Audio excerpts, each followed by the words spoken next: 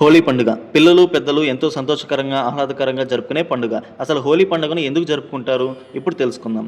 పూర్వకాలంలో హిరణ్యకశిపుడు అనే రాక్షసరాజు ఉండేవాడు. తన వరం కారణంగా తనను తానే దేవుడిగా భావించి ప్రజలంతా కూడా ఆయననే దేవుడిగా పూజించాలి అని ఆదేశించేవాడు. అయితే విష్ణు భగవానుడు అంటే అస్సలు నచ్చేది కాదు. హిరణ్యకశిపుని యొక్క కుమారుడైన ప్రహ్లాదును విష్ణువును మాత్రమే భక్తితో నమ్మేవాడు, పూజించేవాడు. అందుకే తన కుమారుడిని కూడా చూడకుండా తనని చంపాలి అని నిర్ణయం తీసుకునేవాడు. అందుకుగాను హిరణ్యకశిపుడి యొక్క సోదరి సహాయం తీసుకోవాలి అని అనుకున్నాడు. హిరణ్యకశిపుడి యొక్క సోదరి హోలికాకి బ్రహ్మదేవుని వరం వలన ఆమె అగ్నిలో ఉన్నా కూడా ఆమె కాలిపోదు.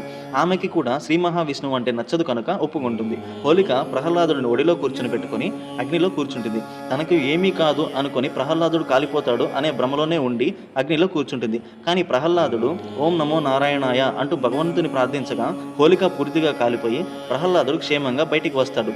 ఈ ఘటనకు గుర్తుగా చిహ్నంగా మనం ఈ హోలీ పండుగను జరుపుకుంటాం. ఇది ప్రధానంగా ఉత్తర భారతదేశంలో ఎక్కువగా చేసుకుంటూ ఉంటారు. మరియు ఈ పండుగను చెడు మీద మంచి ఎప్పుడూ గెలుస్తుంది అనడానికి గుర్తుగా చేసుకుంటూ ఉంటాము.